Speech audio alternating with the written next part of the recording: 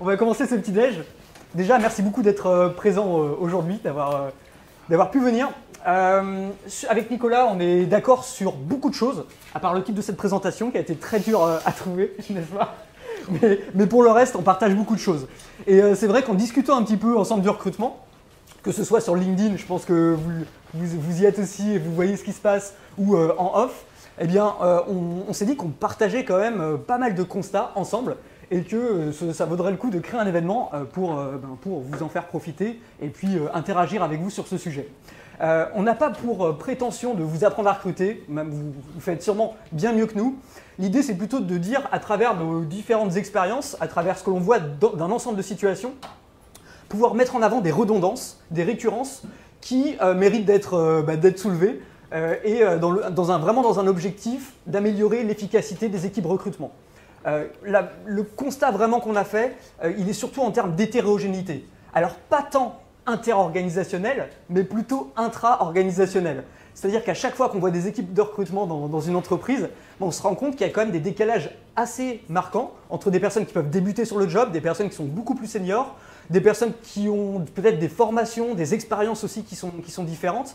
Et donc, on a cherché à tirer un petit peu les meilleures pratiques de ces différents niveaux d'expérience et ces différentes équipes pour se dire si on devait mettre en avant 5 astuces justement pour faciliter la vie des recruteurs, ce seraient lesquelles? Donc ce qu'on partage avec vous aujourd'hui, c'est sur ces 5 thématiques issues du recrutement.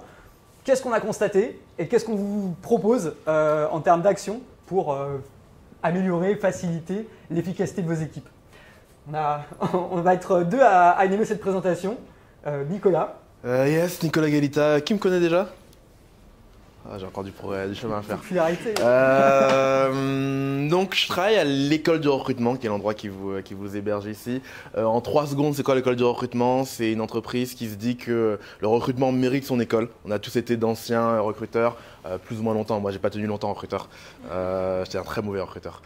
Et donc, comme disent les Anglais, ceux qui savent faire font, ceux qui savent pas l'enseignent. Donc je me suis dit, je vais enseigner le recrutement. Et donc on l'enseigne à travers deux grandes manières. La première, c'est ce qu'on appelle LEDR Pro, et qu'on appelait 3 Academy aussi, qui a un parcours à distance de formation. Et la deuxième, c'est le parcours étudiant avec les élèves, dont d'ailleurs Vanessa en a un. Donc voilà, LEDR. Assess First, tu veux rappeler ce que c'est peut-être vite fait? Avec plaisir. Qui connaît Assess First, du coup, de la même occasion? Je préfère dire Assess First que moi, hein, ça va permettre d'avoir un peu plus de popularité. Merci pour ça. Donc Assess First, on développe des solutions d'évaluation. On s'est vraiment positionné sur le recrutement prédictif ces dernières années à travers des questionnaires de personnalité, motivation, raisonnement. Notre objectif, c'est faciliter la prise décisionnelle dans le recrutement des organisations. Et mon rôle chez Assess First, c'est m'occuper de la science. Et je vais vous parler science aujourd'hui en l'occurrence. Le premier sujet, le premier topic qu'on aimerait aborder avec vous, c'est celui de la prise du brief au départ du recrutement. Parce que c'est là que tout commence, c'est là que beaucoup de choses se jouent et c'est là aussi où on a constaté énormément de disparités dans les pratiques et les conséquences qui pouvaient aboutir par la suite. Donc sur l'idée du brief du recrutement, c'est comment est-ce que je prends la demande pour m'assurer que derrière je travaille de manière alignée avec cette demande. Le constat que l'on fait, peut-être que vous le partagez, en termes de disparité, c'est qu'il y en a qui le font ce brief, notamment avec les futurs managers, et il y en a qui ne le font pas du tout, parce que les jobs sont récurrents, ou alors ils ont des fiches de poste et ils font avec. C'est un brief qui peut être parfois très rapide et pour d'autres, ça demande beaucoup plus d'analyse. Il y a vraiment une hétérogénéité des pratiques ici qui est très forte. Le constat moi, que je fais en discutant avec les recruteurs sur le sujet, c'est qu'il y a beaucoup de choses qui se jouent lors de cette prise de brief, que ce soit pour le manager ou pour le recruteur. Pour le manager, ce que j'ai noté, c'est le fait que eux n'ont pas la sensibilité recrutement, la plupart du temps n'ont pas été formés au recrutement, et donc tout paraît à la fois évident et en même temps sinon compliqué. Quand vous leur demandez de qui vous avez besoin, c'est vaste comme programme. Et donc généralement, vous êtes les premiers à le savoir, vous obtenez des généralités.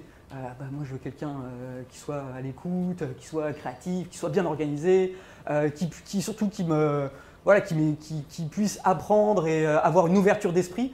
On est sur des choses très très très génériques et c'est difficile de composer avec ça. Et donc ça c'est un sujet pour tout le monde, mais le fait est que cette partie-là vous ne pouvez pas la changer. Vous ne pouvez pas changer les managers avec qui vous travaillez, soit les managers ou les clients internes ou externes. Ce qui peut changer, c'est vous. Alors, vous, à votre échelle, qu'est-ce que vous pouvez faire ? En tant que recruteur, encore une fois, ce que j'ai pu constater, c'est une espèce de, peut-être de peur au départ, d'appréhension de cette partie-là, parce qu'elle est considérée par les organisations comme non productive. Quand on prend un brief, on ne travaille pas. Donc, non seulement nous-mêmes, on n'est pas en train de recruter quand on fait ça, mais en plus, on est en train de déranger un manager qui a autre chose à faire pour prendre du temps, discuter, échanger, encore une réunion. Et ça peut créer une appréhension au départ. Et tout le monde n'a pas cette capacité d'affirmation pour faire valoir le fait que c'est un moment important et qu'il faut prendre ce temps-là parce que ça va nous en faire gagner par la suite. Et donc, là, que ce soit pour vous ou alors pour des personnes de votre équipe, c'est vrai qu'il y a un constat, c'est qu'il faut en tout cas préparer ce sujet, il faut en parler. Parce que sinon, les recruteurs les plus juniors ou les moins affirmés, les moins assertifs, vont passer à côté de ce moment-là. Et c'est là où, en fait, c'est après, dans le fil, ils vont faire les mêmes évaluations, ils vont faire le même travail, mais il n'y aura pas cette connexion qui aura été créée au départ. Et du coup, leur travail sera en décalage avec la demande. Donc je pense que c'est vraiment important de formaliser ce moment-là, formaliser qu'est-ce qui doit être fait lors de la prise de la commande. Sinon, comme je le disais, les recruteurs n'osent pas forcément se lancer et investir du temps sur cette partie. Ça, c'est une première chose. La deuxième chose, c'est que il y a quand même aussi un grand décalage quand on prend une commande. On va demander à quelqu'un ce qu'il attend, quelle est la situation, de qui il a besoin. On va interpréter cette demande et après, on va la retranscrire en termes d'attente. Alors là, en termes de décalage, il n'y a pas plus grand quoi, pour procéder à derrière une évaluation de candidature à partir d'un brief. Et donc, ce que je vous propose aujourd'hui, c'est deux choses en termes de travail sur ce sujet. D'une part, je viens de l'évoquer, c'est cette formalisation qui est importante de ce temps de prise de brief pour que toutes les équipes fassent la même chose de la même manière, d'une part, pour qu'il y ait une homogénéité dans cette prise de brief, et d'autre part, il y a vraiment quelque chose que l'on peut faire aujourd'hui pour éviter les décalages entre la représentation qu'a le client en interne de son besoin et la réalité effective des personnes, des candidats qui vont réussir. Eh bien, pour éviter ce pont-là, en fait, il faut réduire la distance. Il faut briser la distance au maximum. Et comment faire ça? En fait, plutôt que de demander un besoin, il faut que vous regardiez au maximum, au plus près du terrain de ce qui se passe. Alors ça, vous pouvez dire, oui, ça, ok, théoriquement, on le sait. Hein, enfin, on va observer, on regarde les gens qui travaillent, on voit ce qu'ils font, on les connaît, ça marche. Là où je vous propose d'aller plus loin, c'est en fait de valider ce que vous allez faire avec les candidats pour un job sur des personnes qui font le job. Il n'y a pas meilleur raccourci pour éviter tout décalage et toute ambiguïté. Ça consiste en quoi? Combien de personnes utilisent des tests dans la salle? Tests de personnalité, motivation, raisonnement? Il y en a une petite moitié, peut-être un peu plus. S'il y en a, il y a des mains qui se lèvent en plus. Combien les ont testés sur les collaborateurs qui font le job? Un peu moins, mais pas mal quand même. Et alors que ce soit les outils d'évaluation ou que ce soit les questions à poser en entretien, le fait de créer un rapport direct entre les personnes que l'on va évaluer et le fait qu'on ait challengé les personnes qui font le job dessus fait toute la différence. On peut le faire de deux manières. Alors ceux qui travaillent avec SS First connaissent ce support, mais c'est important d'avoir une approche déjà qualitative. Une approche qualitative, plutôt que de demander à un manager c'est quoi les commerciaux qui réussissent chez toi? L'idéal, c'est de leur faire passer les tests que vous allez proposer aux candidats ou c'est de leur poser les questions que vous allez poser aux candidats. Ça permet quoi? Ça permet de sortir des représentations. Quand on regarde un mapping des commerciaux qui font le job, on n'est plus à se dire de manière conceptuelle pourquoi des personnes réussissent et pourquoi des personnes échouent. On peut constater quelle est notre réalité, quelles sont les personnes en réussite, quelles sont les personnes en échec, et donc qu'est-ce qui peut expliquer ces décalages-là. Là où c'est intéressant, c'est qu'on est sur une image déjà objective, mesurée, et d'autre part, on est sur l'utilisation des mêmes outils qui vont servir après à évaluer les candidats. C'est-à-dire qu'il n'y a pas de décalage entre le constat de la réalité et l'évaluation future des candidats. Et ça, c'est la meilleure approche pour éviter les décalages au départ, et que ce soit les juniors comme les seniors, c'est-à-dire si vous instaurez ça au sein de vos équipes, vous vous assurez que chaque recruteur ait le même référentiel et que ce ne soit pas en fonction de sa capacité à questionner le client en interne qu'il ait une capacité à prendre une bonne information, alors qu'un recruteur plus junior sur le poste aura une information beaucoup plus limitée. Peut-être que certains d'entre vous le connaissent aussi. On a mis en place… Simon, question. Oui. Juste une question. Ouais. Avec cette méthodologie, est-ce qu'on n'aura pas tendance à recruter des personnes similaires à celles qu'on a déjà au sein des effectifs? Par moment, on a tendance à vouloir bouger un petit peu les lignes, apporter un peu de sang neuf, Ouais. recruter des personnes avec des compétences justement différentes, Ouais.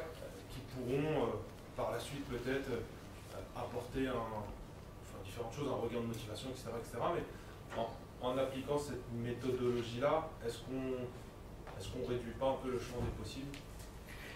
C'est une question à se poser, en effet.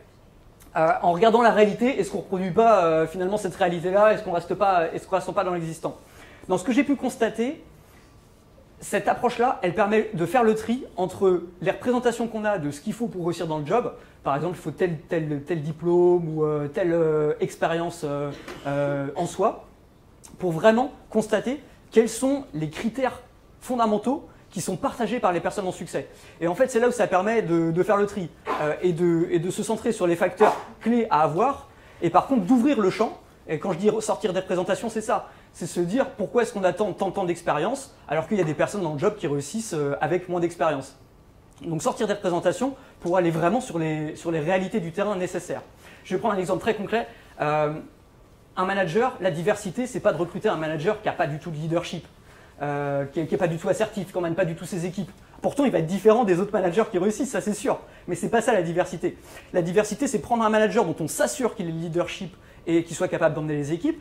Par contre, derrière, son secteur d'activité précédent, son expérience, sa façon de communiquer, tout ça, on peut laisser la porte ouverte à des styles qu'on ne connaissait pas avant parce qu'on s'assure que la base permet le succès. Alors que si vous vous grillez sur de la diversité qui conduit à l'échec, c'est là où ça renforce le besoin des recruteurs d'avoir les mêmes principes qu'avant et faire de la même manière. En fait, c'est exactement ça la question, c'est qu'est-ce que tu veux cloner? Les Ouais. gens se demandent toujours est-ce que ça va cloner ou pas, mais il y a forcément un clonage. Tu es forcément en train de reproduire quelque chose. L'idée, c'est de cloner la bonne chose et pas de cloner quelque chose qui soit discriminatoire, soit uniquement la démographie. Typiquement, tu regarderas les gens chez LEDR, en personnalité, ils se ressemblent tous. C'est tous des gens fous. Bref, je suis pas le portrait de LEDR. Par contre, en background, ils ont tous des backgrounds différents. Donc la question, c'est vraiment de reproduire les bonnes choses qui sont les facteurs de succès et non pas des trucs arbitraires qui seraient de la démographie. Exactement. Du coup, tu te concentres sur, tu dis les personnes qui sont en succès, c'est-à-dire, du coup, c'est ton manager c'est le manager qui a ce besoin, qui détermine qui est en succès dans son équipe. L'idée… Il faut se rapprocher du terrain pour étudier en fait précisément les points communs entre ces personnes qui ont du succès. Ouais. Du coup, c'est ça, c'est lui qui détermine qui est en succès dans son équipe. C'est la personne qui est la mieux placée pour le faire. Ça peut être le manager, ça peut être le RH aussi qui a connaissance des réalités. Je parle des personnes en succès, mais ça peut être aussi des personnes en difficulté. Essayer de comprendre qu'est-ce qui les distingue. Pourquoi dans une situation similaire, des personnes sont en succès, des personnes sont en échec. Et tout ça, ça permet de savoir quoi évaluer chez les futurs candidats pour aller vers les bons critères, en effet. Il y a quelque chose qui te paraît… Non, je trouve que c'est un peu délicat. Je trouve que c'est particulier dans la démarche de dire j'en veux des comme toi, donc viens et on va te décortiquer. Et puis non, toi ça vaut pas la peine, donc pas la peine de participer au truc. Ouais, je comprends cette façon de voir les choses, mais dans la réalité, c'est vrai que c'est pas abordé comme ça. Et c'est pas concrètement cette réalité, c'est-à-dire que avec le manager, plutôt que de lui poser des questions auxquelles il peut répondre que vaguement, c'est de lui dire mon objectif, ça va être de comprendre ce qui se passe dans ton équipe, ce qui se passe chez toi. Donc je te propose de faire ce petit audit et ensuite on en parle ensemble. Qu'est-ce qui marche dans l'équipe? Qu'est-ce qui te manque aussi? Qu'est-ce qui n'existe pas aujourd'hui et qu'il te faudrait? Mais à partir du réel. Et donc du coup, ça facilite la capacité du manager à être précis, à dire aujourd'hui ce qui marche très bien, sur ces personnes-là, c'est cette partie-là peut-être du job, par contre elles sont en difficulté sur celle-ci.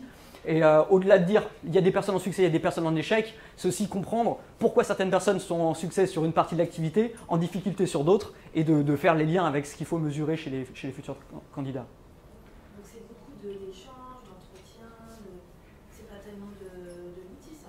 Non, en fait la partie outil elle est importante pour prendre l'information, et après l'échange il est beaucoup plus rapide parce qu'il est sur des données claires. Si vous notez des tendances, eh bien ça a discuté avec le manager, et à partir de là, on a une information beaucoup plus fiable et directe. Il n'y a pas des tonnes d'échanges, des tonnes de réunions. On propose de faire passer les tests aux personnes qui sont en poste, on regarde les tendances qui ressortent, et à partir de là, on valide avec le manager qu'est-ce qui marche moins bien, qu'est-ce qui manque, et ça permet de savoir quoi évaluer ensuite chez les candidats de manière plus objective.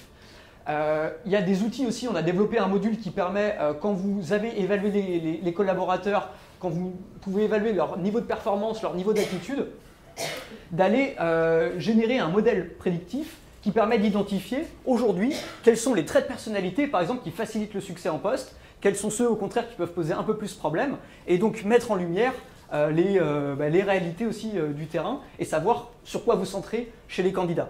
Et là, par exemple, on est sorti beaucoup de représentations où les managers voulaient absolument des candidats qui persévèrent face aux obstacles, alors que quand on regarde la réalité de leurs équipes, ce n'est pas forcément une dimension qui ressort. Donc c'est là où pour moi c'était facilitateur pour les recruteurs, ça aide énormément, ça aide à objectiver et formaliser le besoin, et ça aide à avoir surtout des besoins réalistes et pas des représentations impossibles à trouver de la part des managers. Eux, ça leur facilite énormément aussi la tâche parce qu'ils peuvent parler concrètement avec vous sur ce qui ressort. Je ne m'étendrai pas plus sur le sujet, au besoin pour en reparler par la suite, parce qu'il y a d'autres choses à voir. Mais disons qu'en appliquant cette méthode, chez plusieurs clients, on a pu constater une évolution très nette derrière des indicateurs de succès. Là, par exemple, on est sur le taux de rétention d'un client qui recrute énormément de commerciaux. Quand on a pris la situation, ils étaient à 1 an, après 1 an de prise de poste, ils étaient à un taux de rétention de 49%. Sur le profil commerciaux, ça bouge énormément. Et en identifiant pourquoi des personnes réussissaient et restaient chez eux, pourquoi il y en a d'autres qui quittaient rapidement l'entreprise, en comparant justement leur score de personnalité, motivation, raisonnement, on a pu cibler les critères clés et arriver 1 an plus tard à un taux de rétention de 70%. Donc ça, c'est un exemple très net de la mise en application de ce genre de méthode. Chez Burger King, c'est pareil, ils ont réduit de 50% le taux de turnover chez les managers parce qu'ils sont arrêtés d'être dans le manager, il doit être comme ça, comme ça, comme ça, comme ça. Ils ont mesuré concrètement ce qu'il fallait pour réussir en tant que manager. Et vous trouvez un autre exemple aussi en ligne sur le site, je ne sais pas si vous connaissez le site Rework, qui est assez connu, qui a été mis en place par Google et d'autres, où il y a des témoignages d'entreprises comme JetBlue qui sont dans l'aviation, qui ont mis en place ça et qui ont réduit de 25% le taux d'échec dans la formation une fois les personnes recrutées. Donc il y aura plus de détails et d'informations sur ce sujet, sur cette approche. Normalement, l'impact direct, au-delà de la qualité de recrutement, c'est aussi la durée. À partir du moment où on sait ce qu'on cherche précisément, c'est beaucoup plus facile de pré-screener les candidats qui ont ces critères précis et pas des critères généraux et vagues, et donc de les rencontrer et d'avoir plus rapidement accès à des candidats de qualité. On a pu voir comme ça des entreprises où en termes d'indicateurs, ils étaient à un candidat recruté pour 6 candidats rencontrés, et ils sont tombés entre un candidat recruté pour 2 ou 3 rencontrés. Donc un taux de transformation beaucoup plus important. Vraiment, ce que je vous invite à faire, là ça pouvait être peut-être théorique pour certains d'entre vous, pour d'autres c'est très concret. Ce que je vous invite à faire, si vous voulez le tester, je peux vous mettre à disposition la plateforme pour pouvoir évaluer 10 collaborateurs chez vous qui font un job en particulier et analyser si des tendances ressortent véritablement de leurs résultats. Et je peux vous assurer que vous aurez des surprises. Donc ça voudra dire 2 choses. Ça voudra dire qu'il y a des représentations qui sont là aujourd'hui et que vous pourrez casser, faire tomber en interne. Et d'autre part, ça vous permettra de mettre en avant des choses qui sont importantes d'évaluer et qui sont aujourd'hui peut-être non considérées par vos organisations. Cool, on peut le tester nous? Avec plaisir. Ça prend combien de temps à faire le test? La personnalité, c'est 10 minutes. Si tu veux pousser sur les 3 tests, ça va être une trentaine de minutes. C'est marrant parce qu'on le fait intuitivement nous. Parce qu'en vrai, la méthode que tu as décrite, c'est un approfondissement de la méthode des incidents critiques, en vrai. Oui, oui, donc clairement. incident critique, c'est quoi? C'est en beaucoup plus simple, vous demandez à quelqu'un qu'est-ce qui fait foirer ou qu'est-ce qui fait réussir un poste, enfin qu'est-ce qui a déjà fait foirer, qu'est-ce qui a déjà fait réussir, et vous avez une description qui est pas il a fait HEC, vous avez une description qui est en telle situation, il a fait telle chose, et je permets de déduire. Et pareil sur les collaborateurs qui partent, nous on s'est rendu compte que... Alors nous c'est du feeling par contre, hein, désolé, on essaie de descendre. En l'occurrence là c'est du feeling. Chez nous on s'est rendu compte que souvent les gens qui avaient beaucoup de mal... Alors personne n'est jamais parti chez nous à cause d'un problème fonctionnel. Personne n'a jamais échoué à son poste en tant que poste, ça a toujours été de manière culturelle. Et les points culturels qui échouaient, il y a notamment le fait de ne pas savoir dire je sais pas. Parce que les gens ne savent pas dire je sais pas, c'est compliqué quand on a une boîte d'apprentissage, du coup d'apprendre en disant je sais pas. Et le deuxième indicateur, je sais pas si je dois le dire en public, ça, on est filmé en plus. Trop tard. Le deuxième indicateur, c'est souvent les gens qui à l'entretien ont l'air plus... Quand on découvre leur âge, on se dit, putain, j'ai l'impression qu'il était 5 ans plus jeune en fait. Et souvent, ça montre un... Alors, pas physique, hein. Souvent, c'est une sorte de maturité. Et donc, il y a ces sujets qui percent. Super cool. Et donc, si on arrive à mon histoire d'annonce, puisque la deuxième douleur, c'est bien l'annonce. Qui ici a déjà écrit une annonce quand elle était recruteur? Ok. Qui aimait ça? Ouais.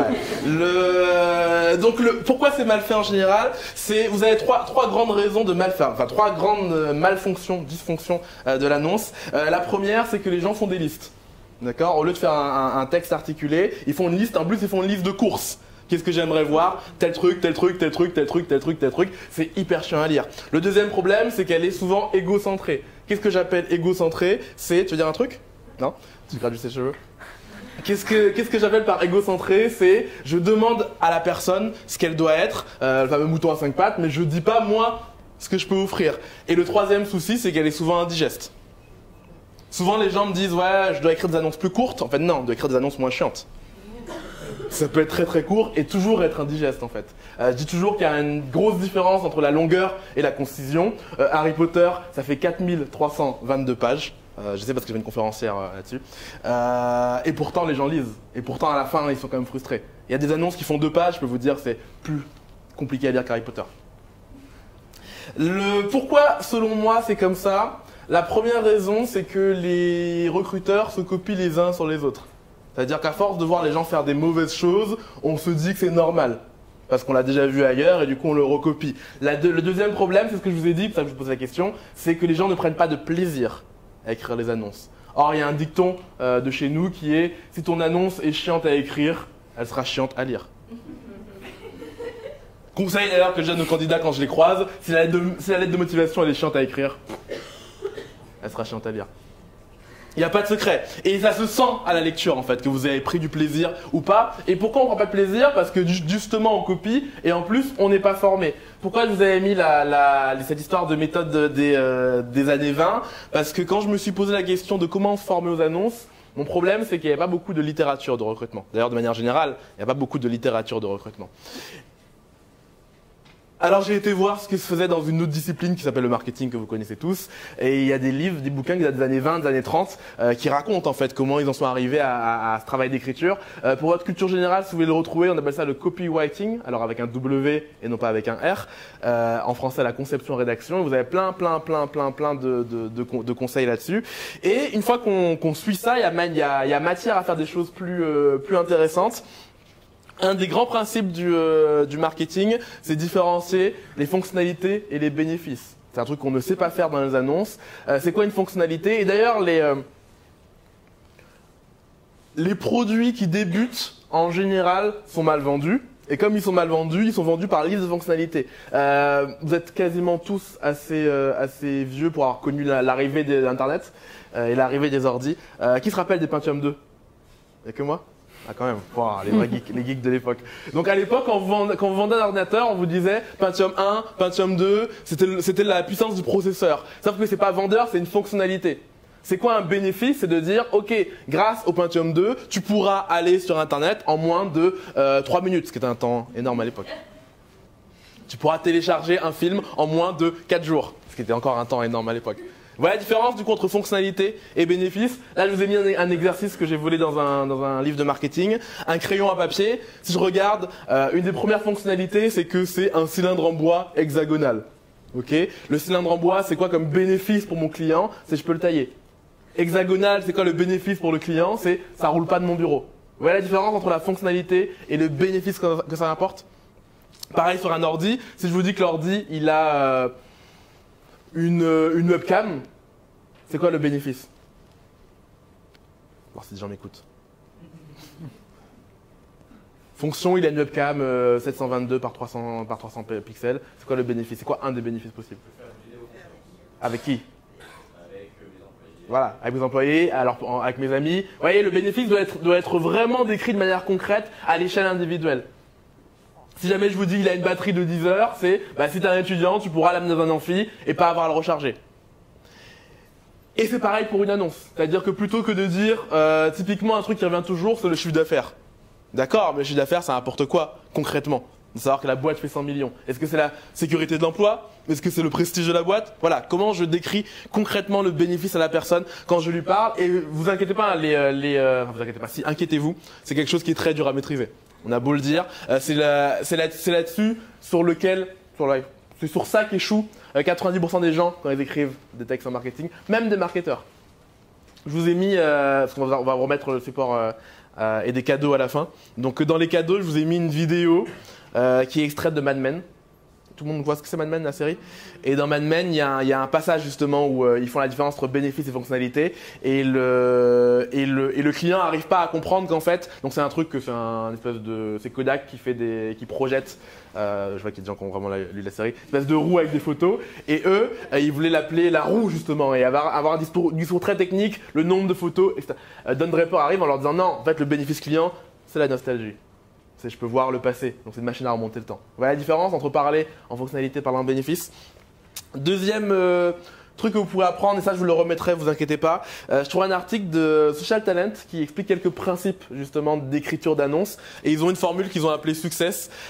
Success pour simplicité, inattendu, concret, crédibilité, émotion, histoire. Je ne m'étends pas là-dessus, de toute façon je vous remettrai l'article, vous le lirez par vous-même. Et la troisième manière d'apprendre là-dessus très très vite, c'est d'aller voir des annonces qui sont bien faites. Donc il y a deux boîtes qui font assez bien leurs annonces, c'est Tucantoco et Luncher. Vous connaissez Luncher, le truc des maths à l'île de Ticket Resto. Les deux ont des annonces sur Welcome to the Jungle. Tout le monde connaît Welcome to the Jungle? Et donc vous voyez que je vous fais pas tout le cours d'annonce, mais on voit déjà qu'elle est structurée. On y reviendra dans 2 secondes, mais elle est structurée, il y a du gras, elle est aérée, ça parle de bénéfices clients. Je vous laisserai la lire, pareil, je vous la remets dans le support.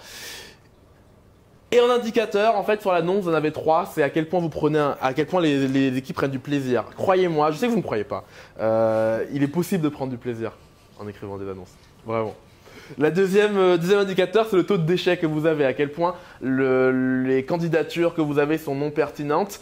J'avais vu une infographie toujours de Social Talent d'ailleurs qui racontait que vous avez entre les pires annonces et les meilleures annonces, vous avez un ratio de 1 à 4 en termes de candidatures non pertinentes. Donc souvent on se plaint d'avoir des candidatures non pertinentes comme ça venait de l'extérieur, mais ça vient aussi d'à quel point l'annonce est bien écrite. Et normalement l'électrochoc. Donc l'électrochoc, j'en ai 3. Ce qu'on a appelé l'électrochoc, c'est ce que vous pourrez, les fameuses 5 minutes. Donc en 1 minute, comment vous pouvez débloquer un recruteur. Le premier, c'est de lui apprendre à structurer l'annonce avec un conseil qui est très simple. Vu que les gens lisent en diagonale, il faut que ton annonce soit lisible en lisant que le titre et le gras. Si je lis que le titre et le gras, je dois pouvoir comprendre de quoi il en retourne. C'est comme ça qu'on structure et qu'on aère, par pitié, aérer les textes. Je rappelle, dans le web, le retour à la ligne se fait par un saut de ligne et non pas par un alinéa. Pour plein de raisons, c'est plus dur à lire sur un écran, bref, je ne fais pas un cours de syntaxe ici. Donc sautez des lignes, faites des paragraphes courts. Il y a un truc que je dis souvent, c'est que il y a des phrases qui... Enfin, une phrase peut être longue, un paragraphe doit être court.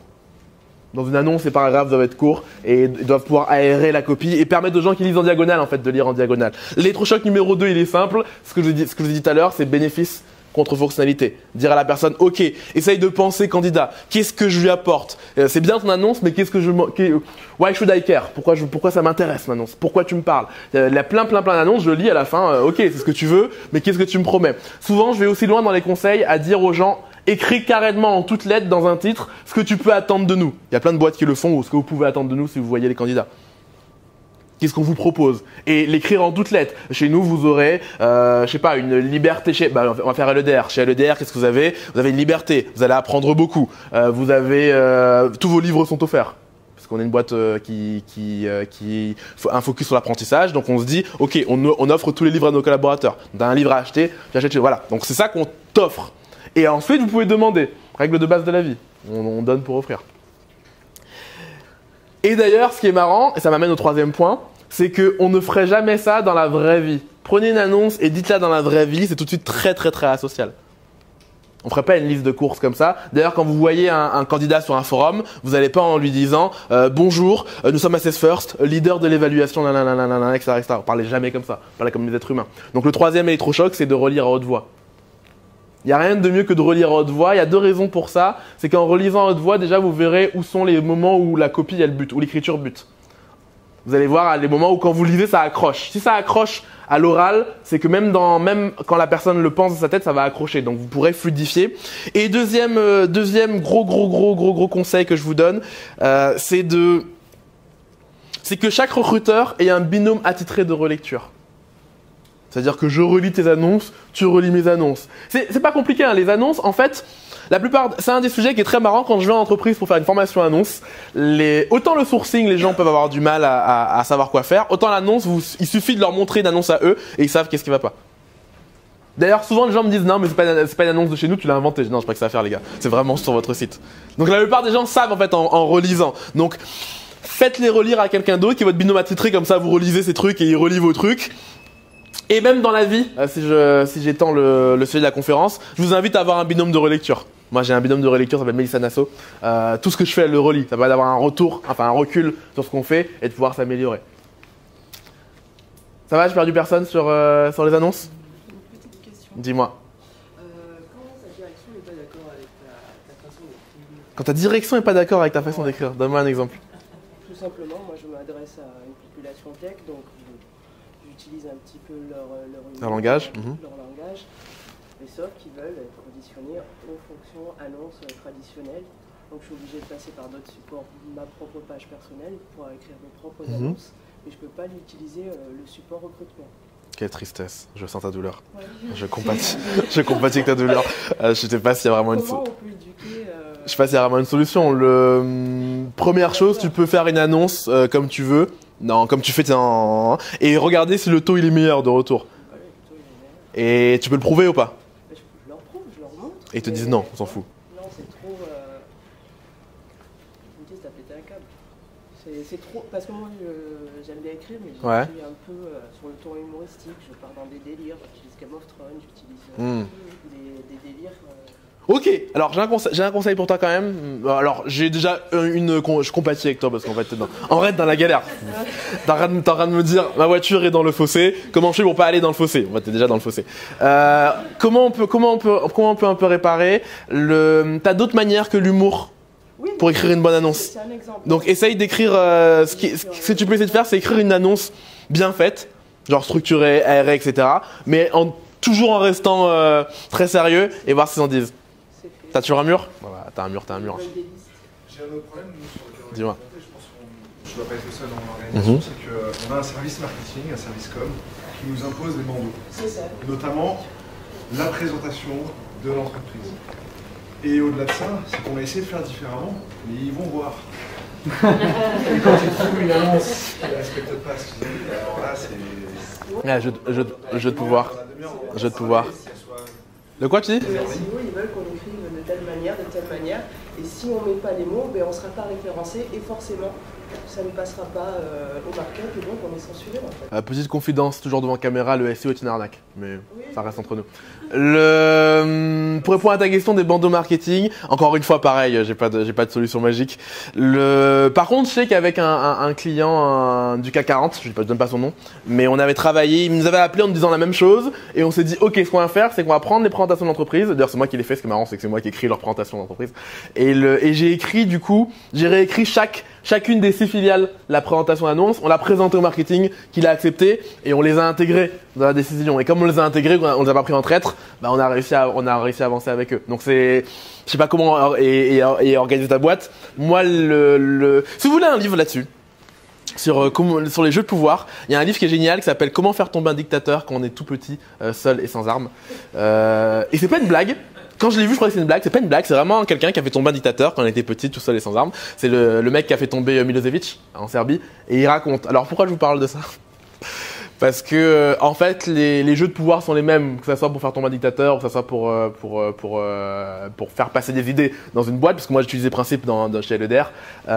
Et ouais, c'est très très intéressant. Il t'explique par exemple comment t'es obligé pour mener une révolution de faire s'entendre deux groupes hétérogènes. Aucune révolution n'a jamais marché avec un groupe homogène. Par exemple, tu prends mai 68, t'as les étudiants, t'as les ouvriers. D'accord, qui font conjonction et qui après ils vont. Tu prends 1789, t'as le peuple et t'as la bourgeoisie, d'accord, contre l'aristocratie. Donc t'as toujours une manière de. Si t'arrives pas à convaincre un deuxième groupe, tu peux jamais monter. Et une fois que t'as le deuxième groupe, enfin bref, je te fais pas les livres parce qu'on pourrait faire une conférence entière sur ce livre. Là, je suis en train de partir. Mais ouais, lis ce livre, tu vois, il est génial. En plus, c'est un des rares livres que je peux vous conseiller en français. Moi, je lis beaucoup en anglais. Les gens m'en veulent à chaque fois. Troisième douleur, le sourcing. Donc la troisième douleur, premièrement, pourquoi c'est mal fait? Généralement, c'est mal fait parce que on demande aux gens de trouver un contrôleur de gestion. Ils vont sur un moteur de recherche et tapent contrôleur de gestion. Alors c'est quoi le problème selon vous de faire ça?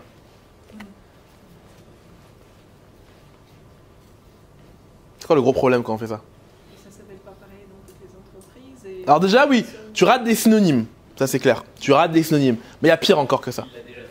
Hein? Il l'a déjà fait. Qu'est-ce que ça veut dire il l'a déjà fait? Il l'a déjà fait. On va lui proposer. Oui, un plus gros problème que ça. Un plus grave problème. Il y a quoi? Il y a trop de résultats. C'est possible sur un. Oui, c'est possible, mais encore un plus gros problème que ça. Hein? Alors en poste, je sais pas. Si j'ai contrôle de gestion, je sais pas s'il est en poste. Ça dépend de. C'est dans le profil. Le problème, c'est qu'on fait quelque part confiance absolue au candidat pour bien remplir ces informations. Alors il y a ça, on revient, il manque des synonymes. Donc il est évident qu'il manque des synonymes, mais il y a pire qu'il manque des synonymes. Il est évident que la requête n'est pas assez large, mais il y a pire que ça. On parle pas des compétences. On parle pas des compétences. Hein? Faut répéter la question.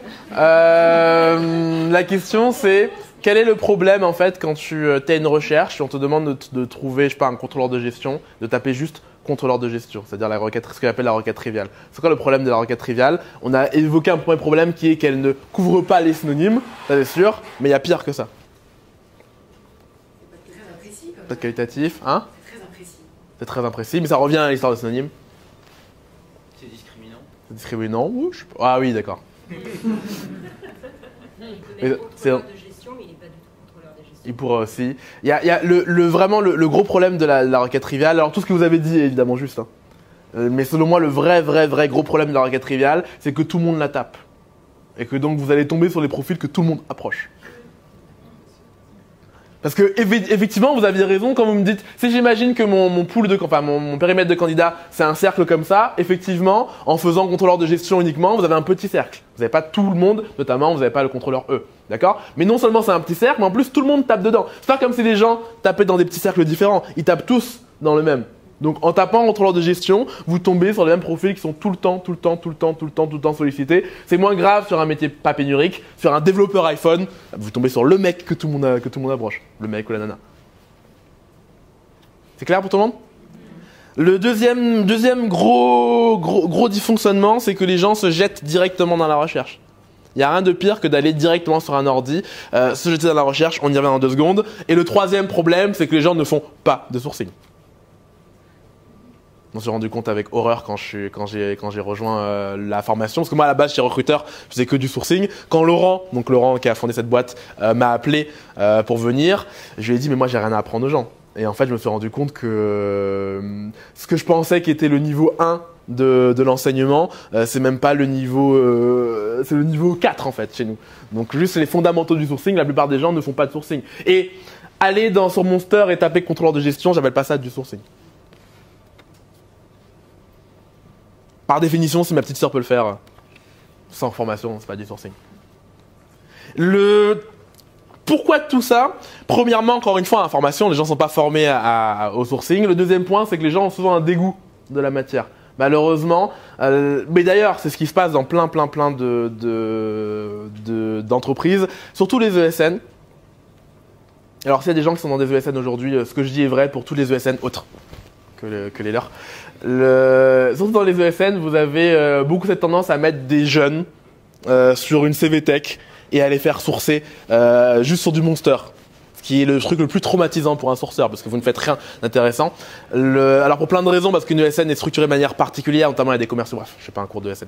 Mais en tout cas, quand vous avez des gens qui font du sourcing comme ça, ils sont dégoûtés. D'ailleurs, je les récupère en école et ils me disent, je déteste ce sourcing.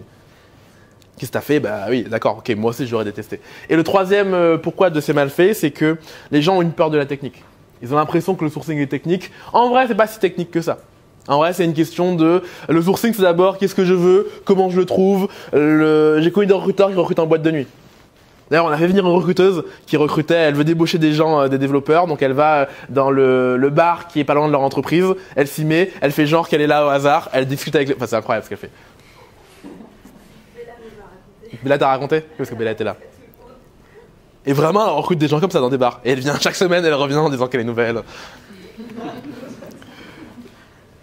Alors, comment on apprend sur le... Comment on apprend? On a fait un livre blanc, qui s'appelle Livre blanc du sourcing. Pareil, vous l'aurez en cadeau. Le livre blanc, donc, qui décrit les opérateurs booléens. Vous aurez également ce truc-là. Alors, pas besoin de le retenir, je vous l'envoie aussi. C'est une espèce de mémo avec tous les opérateurs booléens. Les opérateurs booléens, d'ailleurs, pourquoi je vous ai dit la technique du 18e siècle? Parce qu'en fait, le booléen, ça existe depuis le 1800 et quelques.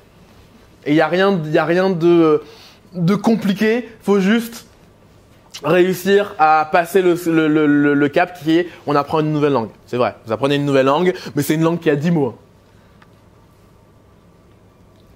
Et l'autre difficulté, c'est que tous les moteurs n'ont pas la même traduction de la langue. C'est pour ça que je vous ai fait ce document que je vous enverrai. Il n'y a pas la même traduction partout.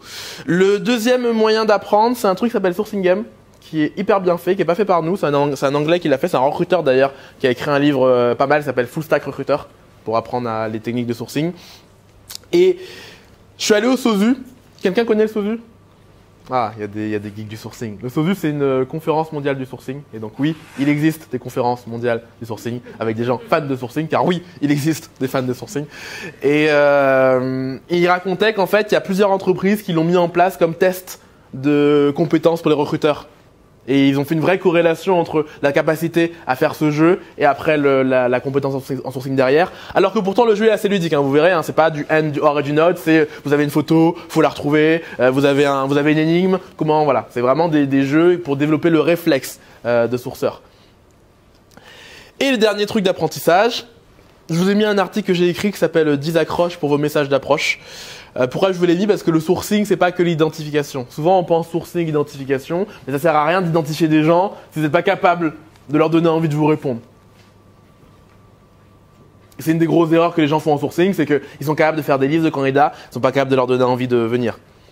Et ça emmène à l'indicateur. L'indicateur, c'est le pourcentage de gens que vous aurez signé et que vous aurez chassé. Je vais même vous dire un truc plus que ça. Je vais dire deux trucs. Premier truc, c'est que quand je suis recruteur, je sourçais plus vite que l'annonce, enfin que les retours annonces. Donc un bon sourceur peut être capable d'aller plus vite qu'une annonce. Et le deuxième point qui me désespère, c'est que on avait fait le test en mettant des faux CV sur.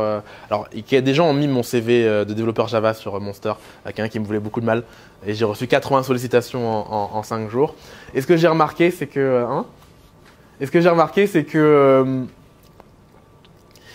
les gens mettaient plus de temps à répondre à une candidature que les gens qui sourçaient sur la CVTech. Je m'explique. Si vous êtes LEDR et que vous mettez une annonce et que les gens répondent à votre annonce, vous mettez en grosso modo en moyenne 5-6 jours à répondre, alors que les sourceurs en CVTech mettent 1-2 jours à approcher la personne. Ce qui veut dire concrètement que souvent, vous payez pour arroser le marché en fait. Vous payez une CV, vous payez un job board, mais en fait ce que vous faites, c'est que vous fournissez le marché de profil. Vous en rendez même pas compte à cause de votre lenteur. Alors je jette pas la pierre là-dessus, mais il faut l'avoir en tête, ce différentiel entre le temps qu'on met nous à répondre et le temps que les gens morts de faim viennent prendre nos candidats. Et l'électrochoc. Donc il y a 3 électrochocs, 3 trucs que vous pouvez faire en 5 minutes. Le premier, c'est de leur montrer leur Google CSE. Je vous enverrai le lien. C'est quoi un Google CSE? C'est un moteur de recherche Google qui est déjà configuré pour aller chercher uniquement sur quelque chose. Donc celui-là, celui que je vous ai envoyé, il est configuré pour aller que sur LinkedIn. Vous pourriez aussi apprendre à le faire à la main en faisant site de .fr, .linkedin.com/in. Vous pourrez aussi, plus compliqué. Là, c'est déjà fait pour vous, niveau débutant. Et après, vous apprendrez à le faire différemment. Donc, je vous enverrai le lien, vous cliquez dessus, faites des recherches. Faites gaffe, au début, il y a plein, c'est des pubs. Donc, vous scrollez et après, vous avez vos résultats. Deuxième électrochoc, c'est juste apprendre l'opérateur OR. L'opérateur OR, c'est à la fois l'opérateur booléen le plus simple et le plus rentable. L'opérateur OR, il me permet de faire plusieurs requêtes à la fois. Là, j'ai fait un truc très basique. Je vais avoir Paris, Lyon et Marseille. J'ai marqué Paris, espace OR, espace Lyon, espace OR, espace Marseille. Et j'ai, comme vous voyez, Lyon, Paris, Marseille. Ça permet au sourceur de ne pas avoir à faire plein de requêtes à la fois. Il en fait plusieurs d'affilée. Petit avertissement, vous avez sur LinkedIn, depuis fin 2018, vous êtes limité à 3 OR maximum en gratuit. Alors en payant, vous faites ce que vous voulez. Et voilà, ça nous amène au prochain qui est comment recruter la moitié des candidats en entretien. Ouais, bah déjà si on fait tout ça, on devrait être pas mal. J'espère. C'était super intéressant, j'ai beaucoup appris. Merci Nicolas. Mais c'est vrai que je me dis, là avec ça, ça nous permet quand même de bien communiquer les bonnes choses et normalement d'une meilleure manière auprès des candidats. Mais pourquoi, même si on met ces 3 techniques en place, on va quand même passer du temps en entretien avec des mauvais candidats? Pourquoi est-ce qu'on passe du temps en entretien avec des mauvais candidats? Ouais. Parce que c'est l'humain. Ouais. Et qu'un CV, un profil LinkedIn, ou même 5, 10, 15 minutes de conversation téléphonique, on ne peut pas servir une personne. Clairement, il y a une part d'incertitude qui est trop grande et il faut accepter le fait qu'on puisse rencontrer des personnes qui ne valent pas la peine. Je pense que c'est important de le dire en effet. Après, dans l'absolu, on pourrait, mais on ne peut pas rencontrer toutes les personnes pour border un maximum d'informations et un maximum d'incertitudes. On peut se dire aussi qu'il y a quand même un espèce de taux, c'est-à-dire qu'il y a des personnes qui arrivent à avoir une transformation des personnes rencontrées en entretien qui est beaucoup plus élevée que d'autres. Ça veut dire qu'à un moment, il y a des choses qui se passent. Comment éviter quand même de passer des journées avec des gens qui sont pas adaptés pour le job pour lequel vous recrutez? Après, là, on a la vision recruteur, mais il y a aussi la vision candidat. Oui. Et c'est de se dire, il n'y a pas que nous qui refusons des candidats, mais c'est aussi de se dire que comment on leur donne envie ensuite d'accepter la proposition. Oui. C'est donner envie et peut-être aussi même de laisser la place pour qu'eux posent les questions qui leur permettront de prendre la décision aussi. Et que ce ne soit pas à la fin qu'ils vous lâchent en disant « oui, mais moi, ça ne me va pas ». Et c'est vrai qu'il y a toute cette partie-là aussi qui peut être anticipée. Comment vous avez analysé les choses là-dessus? Est-ce que vous avez mis vous-même en place des choses? Est-ce que vous avez travaillé sur le sujet pour améliorer les personnes qui viennent vous voir en entretien? Ouais. Ça rejoint le premier type, c'est mieux qualifier un besoin. Ouais. Je pense que c'est une des principales raisons, c'est ça. Clairement. Au départ, être bien au clair sur ce que l'on attend. Ouais. Finalement, c'est tout le début du process, et tout ce que vous avez dit aussi, ça revient à la qualité de sourcing. Ouais. Puisque si on source bien, on va a priori contacter des gens qui, en termes de compétences, vont être identifiés. Une bonne fréquence téléphonique nous donne des clés sur la capacité du candidat à être en phase avec ce qu'on cherche. Ouais. Donc, au mieux on travaille dès le début, finalement, au plus la phase d'entretien est efficace. Et on se retrouve plus en effet dans un schéma où, comme elle le disait, on est là pour séduire le candidat aussi, autant que l'évaluer et pas rester justement sur que de l'évaluer. Ouais. Si on arrive à bien travailler dès le début, on a aussi ce moment-là en entretien pour les gens et vraiment à attirer et être attentif. Clairement. Ouais. Moi j'ai un problème en tant que. Tu t'es glissé comme ça dans le public. J'ai un problème en tant que manager chez nous quand on recrute et qu'on pourra jamais résoudre, c'est que le bon CV n'est pas forcément la bonne personne. Donc tu peux faire un sourcing parfait. Clairement. Et même sur le papier, tout fonctionne. Ouais. Et ce qui est marrant, c'est quand je pense qu'il y en a pas mal aussi d'entre vous qui ont lu le livre de sur How Google Works. Comment? Workwalls, ouais, aussi. Il y en a 2 sur Google sur comment ça fonctionne et quels ont été qu'est-ce qu'ils ont appris eux de leur organisation, parce qu'ils sont dans une organisation apprenante. Ils mesurent tout, ils cherchent à comprendre ce qui se passe. Et quand Laszlo Bock, qui était l'ancien DRH de Google, a cherché à étudier avec les équipes d'analytics justement qu'est-ce qui permettait aux gens aux recruteurs de rencontrer les bons candidats, ils se sont rendus compte que chez Google, il y avait un recruteur qui arrivait à 86% du temps à rencontrer des candidats qu'il allait recruter. Tous les autres, ils avaient des taux beaucoup plus bas, et peu importe leur niveau d'expérience. Donc là, ils se sont dit, bon, il y en a un, on en tient un qui a un truc, qui a un secret, qui a un mystère, mais pour les autres, c'est tout simplement... c'est merveilleux. C'est tout simplement impossible, c'est pas humain. Donc à partir de là, ils se sont dit, qu'est-ce qu'on peut faire? Si soit on cherche les personnes comme le recruteur exceptionnel qu'on a, soit on se dit, qu'est-ce qu'on met en place pour améliorer le process de recrutement afin d'avoir des meilleurs candidats en entretien. Et en fait, il y a 2 techniques qu'ils ont mis en place, mais d'autres aussi ont mis en place pour que ça fonctionne mieux. D'une part, c'est croiser intelligemment, on va le voir, les méthodes de recrutement, et d'autre part, c'est croiser les personnes qui recrutent. Je vais commencer sur la partie les méthodes de recrutement. Ça c'est déjà un point important pour moi, pas qu'en tant qu'intervenant sur la partie scientifique, mais il faut se dire que à chaque méthode que vous utilisez, à chaque filtre que vous allez utiliser dans le recrutement, ça va conduire à ces 4 configurations. Vous avez en ordonnée la prédiction, donc l'évaluation que vous allez faire. Par exemple, vous regardez un CV, vous allez dire « celui-ci, je pense qu'il est aligné avec le job ». Donc ma prédiction, elle est qu'il va être bon. Ok ? Je vais le rencontrer, alors je vais le recruter. Ma prédiction, elle peut être que le candidat il va être mauvais, parce qu'on regarde par exemple de son CV, il n'a pas les éléments pour faire le job. Et après, il y a la réalité. Sur les personnes que j'ai prédit qui pouvaient faire le job, il y a celles que je rencontre en entretien, que là je peux même mettre que je peux les recruter. Parmi celles que j'aurais dit qu'ils peuvent réussir dans le job, il y a la réalité qui va se réaliser, donc on est sur un bon recrutement, la prédiction se révèle exacte. Et puis il y a les erreurs de recrutement, bien sûr, les personnes qui s'avèrent inadéquates pour le job, et donc on est sur du mauvais recrutement, c'est-à-dire que la prédiction était qu'ils allaient réussir, mais ils n'ont pas réussi. Donc ça, en statistique, c'est ce qu'on appelle une erreur de type 1, un faux positif. On pensait que ça allait marcher, ça ne marche pas. Mais il y a aussi toute la partie basse qu'il ne faut pas oublier quand on utilise une méthode de recrutement, un filtre. C'est-à-dire qu'il y a les prédictions qu'on avait faites comme étant mauvaises, c'est-à-dire que c'est des gens qui ne pourraient pas réussir pour le job et qui, en effet, n'auraient pas réussi. Alors c'est hypothétique, parce que du coup, on leur a pas laissé cette place. Mais il faut se dire aussi que toute méthode, à partir du moment où on rejette une personne, eh bien peut-être qu'elle aurait pu réussir. C'est une erreur de type 2, ce qu'on appelle un faux négatif. On pensait que la personne n'allait pas réussir, mais en fait, potentiellement, elle aurait pu. Ça, le seul moment pour s'en rendre compte, c'est de dire, normalement, cette personne-là, on l'aurait jamais recrutée, mais on a tenté le coup et ça a marché. C'est les seules façons avec lesquelles ça se révèle. Et il faut vous dire que, du coup, à chaque fois que vous allez utiliser une méthode de recrutement, si vous faites un filtre sur CV, eh bien, vous allez déjà créer un premier mapping de candidats que vous avez acceptés sur le CV, refusés sur le CV, et qui vont du coup se distribuer en bon rejet, mauvais rejet, bonne présélection, mauvaise présélection.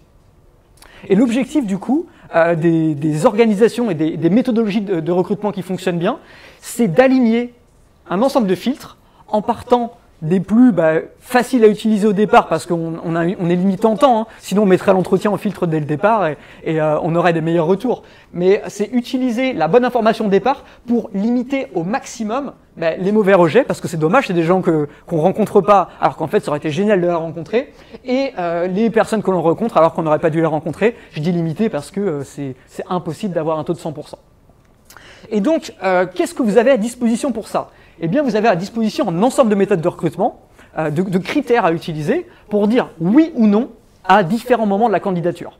Je parlais du CV notamment, il y a l'entretien de précal téléphonique, il y a différentes comme ça techniques qui vont faire oui/non et qui vont de capacité de prédiction nulle, c'est-à-dire que les mauvaises techniques prédisent très mal du coup qui peut réussir et qui peut échouer, à potentiellement des techniques parfaites. Alors je ne les dévoilerai pas aujourd'hui parce qu'elles n'existent pas, mais qui iraient justement sur une prédiction parfaite. Ce serait l'idéal.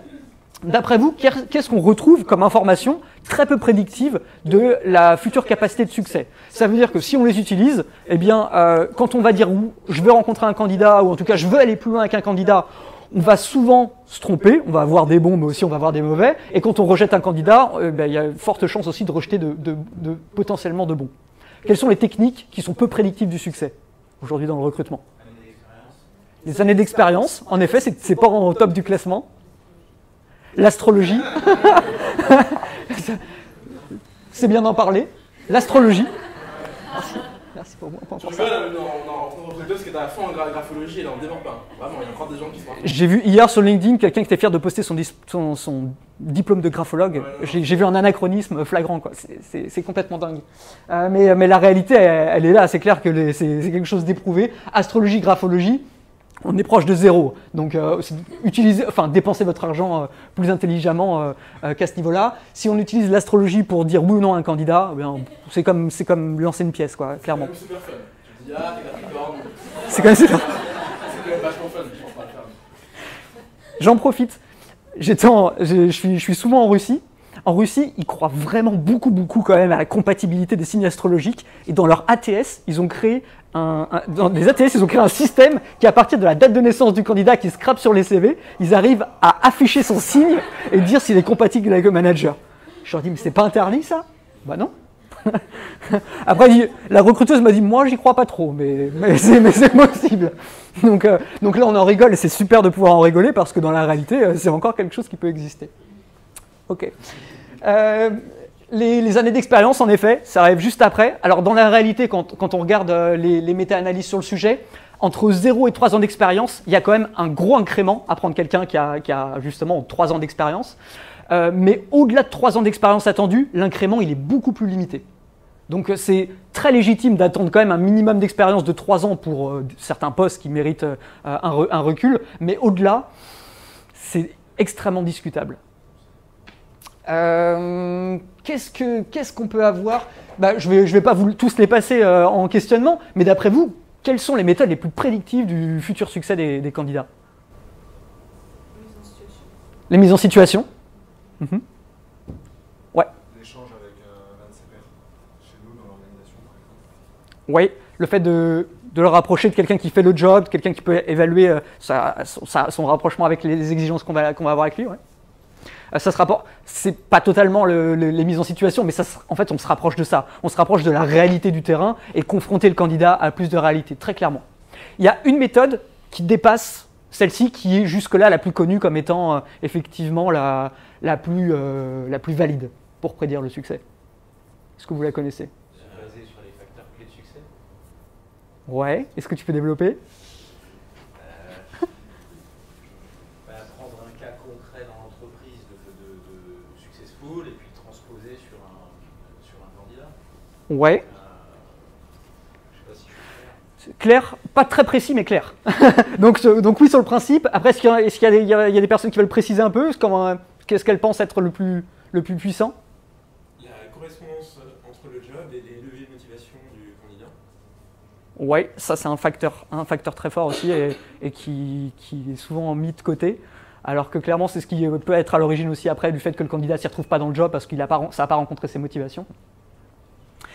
L'élément le plus fort, donc on va les passer petit à petit, ça va laisser un peu de suspense. Les années du coup d'éducation, le côté formation, les références, la prise de référence ou les entretiens, c'est rassurant et parfois ça permet de border plutôt les problèmes, mais par contre ça ne dit pas du succès.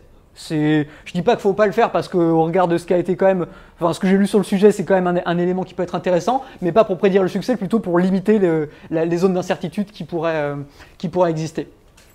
On a les entretiens structurés qui deviennent beaucoup plus... Là, on passe sur un cap en termes de prédictivité. Les tests de personnalité aujourd'hui qui montent, ça dépend beaucoup des tests. Hein. Il y a une grosse variabilité. Ça peut être de ce niveau-là à 0.02 jusqu'à 0.4 généralement. Les assessment centers, mise en situation. Donc ça, c'était ce qui était connu jusque-là comme étant le plus pertinent, surtout les mises en situation. Et les tests de raisonnement qui ont un niveau de prédiction équivalent à... Une mise en situation, une simulation classique. Mais ce qui dépasse tout, bien sûr, ça paraît évident, mais c'est la combinaison de méthodes. Avec la combinaison de méthodes, on arrive à des niveaux de 0.6 en termes de validité, c'est-à-dire quand on pousse un peu au-dessus de 0.6, on arrive à prédire 40% du succès. Et aujourd'hui, en fait, c'est le fait de croiser ces méthodes qui permet d'avoir les meilleures préqualifications des candidats. C'est fou les tests de raisonnement parce que personne n'en parle. Moi j'ai lu l'étude et le test de QI, ça fonctionne pour évaluer les gens. Et on ne fait pas. Non, en France, on ne le fait pas. C'est très utilisé en pré-screening en Angleterre, aux États-Unis. La culture anglo-saxonne est à l'aise avec ça. Alors l'idée, c'est pas d'être hyper smart, hein. C'est juste d'avoir le niveau minimum pour faire le job. Si on ne sait pas traiter l'information de manière à un niveau assez complexe pour faire le job, ça sert à rien d'avoir les super qualités à côté. Et donc c'est vrai qu'eux, ils sont beaucoup plus décomplexés vis-à-vis de ça, de pré-screening. Et encore une fois, je le dis, c'est le niveau minimum requis. Après, on ne cherche pas des Einstein sur tous les jobs. Mais pourtant, c'est très très prédicteur du succès. Pourquoi? Parce que capacité à apprendre. Donc la technique, on le sait que ça c'est quelque chose qui peut évoluer. Par contre, si on a un niveau de raisonnement suffisant, on va être en capacité de se renouveler et se développer. Donc ça c'est vrai que c'est très prédictif. Mais alors la combinaison des méthodes, il n'y a rien de tel. Et ça paraît une évidence. Et pourtant, ça mérite vraiment d'être appliqué ici. Ouais. Est-ce que cette combinaison de méthodes, vous l'avez rapprochée, par exemple, des candidats cooptés? Où on peut se dire que là, finalement, c'est le cooptateur qui fait lui-même cette combinaison. Puisque, enfin, je parle de la vraie cooptation, ouais. Le fils de ma belle-sœur. Ouais. Et j'ai bossé avec un tel, je sais qu'il a le culture fit pour la boîte, qu'il serait motivé, il est compétent parce qu'il fait le même métier que moi. Est-ce que vous avez rapproché ça? J'ai pas d'informations sur le sujet. Mais c'est vrai que la cooptation, c'est des gens avec qui on a travaillé, donc c'est un mélange on voit une partie de comment est-ce qu'ils font le job, une partie de leur personnalité, une partie de leur motivation, ce qui fait que c'est un bon mix de cet ensemble d'évaluations parce qu'on a pu l'expérimenter sur le terrain. Et en fait, une méthode d'évaluation, elle évalue une partie du potentiel de la personne. Ça permet d'anticiper une partie de ce qu'elle va donner par la suite. Donc quand on l'a vu déjà travailler, on a vu globalement ce qu'elle donnait.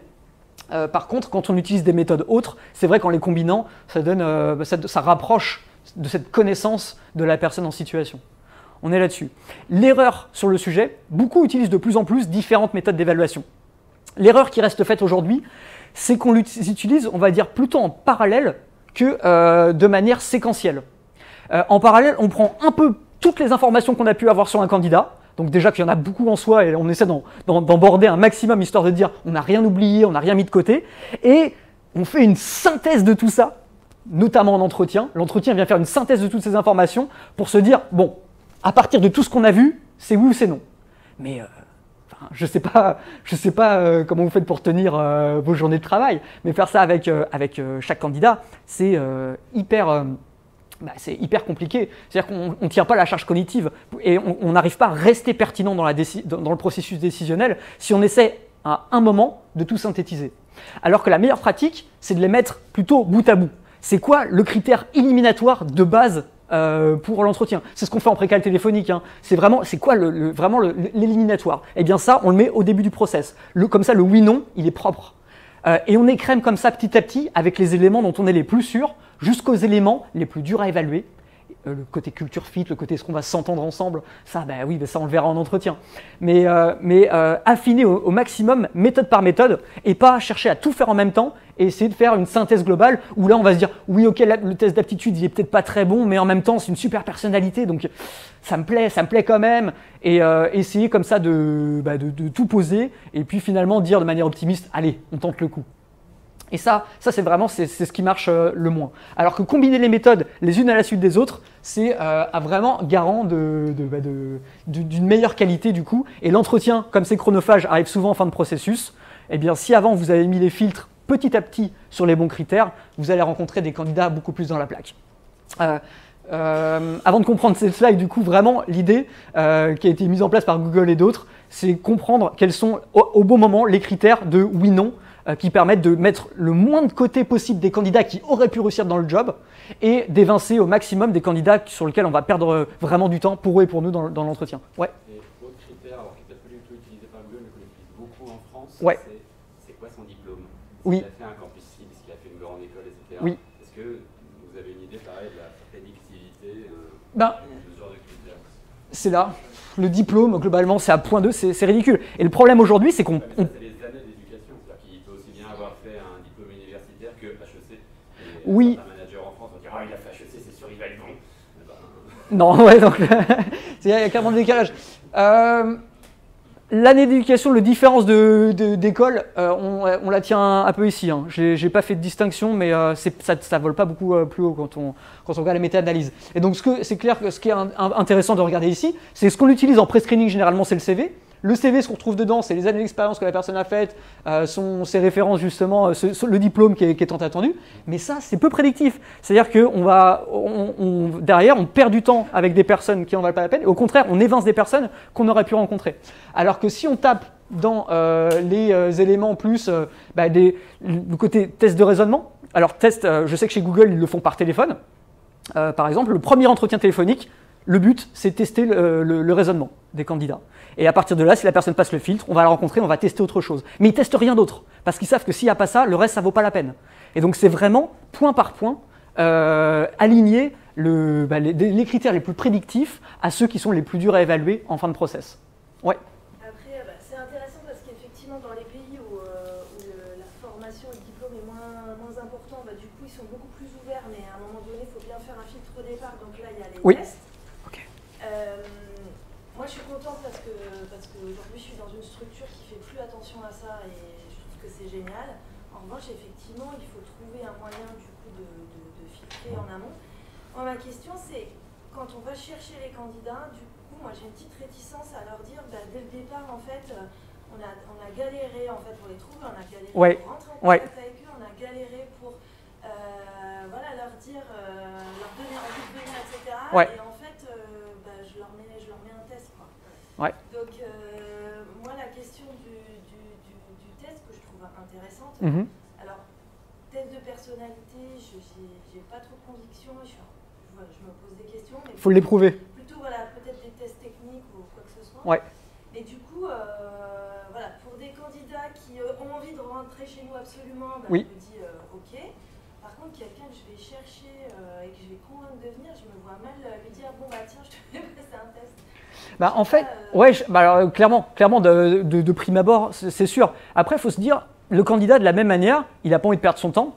Il n'a pas envie d'être engagé émotionnellement dans un process où il se dit peut-être que je vais réussir, et puis derrière, au bout de 2 semaines, 3 semaines d'engagement, avoir le refus. Donc je pense que, en tout cas dans ce que j'ai constaté, au départ, expliquer pourquoi est-ce qu'on propose ça en disant j'ai pas envie de te faire perdre ton temps. C'est important que très vite tu puisses savoir si tu auras ta place chez nous, si de la même manière c'est intéressant pour nous de t'avoir dans nos équipes. Donc la meilleure manière pour nous de le savoir, c'est passer ce test-là. Toi, au pire, tu apprends sur toi parce que tu as passé un test, tu as gagné en expérience, et donc c'est pas du temps perdu, c'est pas du temps que tu nous donnes. C'est là où c'est important, c'est que la balance soit équilibrée. Et puis, comme ça, sur cette base, on discute et on voit si ça vaut le coup de se rencontrer. Mais ouais, voilà. Et ça, c'est important d'utiliser des tests où c'est pas justement l'entreprise a toute l'info et le candidat, en fait, il sait pas ce qui s'est passé, il a investi de son temps, il a 0 retour. Parce que effectivement, sinon, la balance est négative. Oui. Juste pour un retour d'expérience, on le fait systématiquement pour les entretiens et les gens sont plutôt super contents en fait, parce qu'ils apprennent sur eux. On leur demande de travailler en plus sur les critères qui nous semblent importants pour nous et pour eux pour faire un match. Et du coup, l'entretien, si parfois on ne parle pas du test de personnalité, mais attendez, moi je travaille. Ouais, ils sont frustrés, ils ont envie de parler d'eux. Et finalement, ils sont super contents d'apprendre aussi sur eux. Il n'y a vraiment aucun frein. Moi, j'ai jamais rencontré. En plus, c'est des tests qui durent 10 minutes. Ouais. On ne leur demande pas 3 heures de réflexion sur eux-mêmes. Donc finalement, ça va relativement vite. Ils le font sur place ou ils le font avant de venir? Non, ils le font avant de venir. Et ils ont, eux, une restitution rapide. C'est important.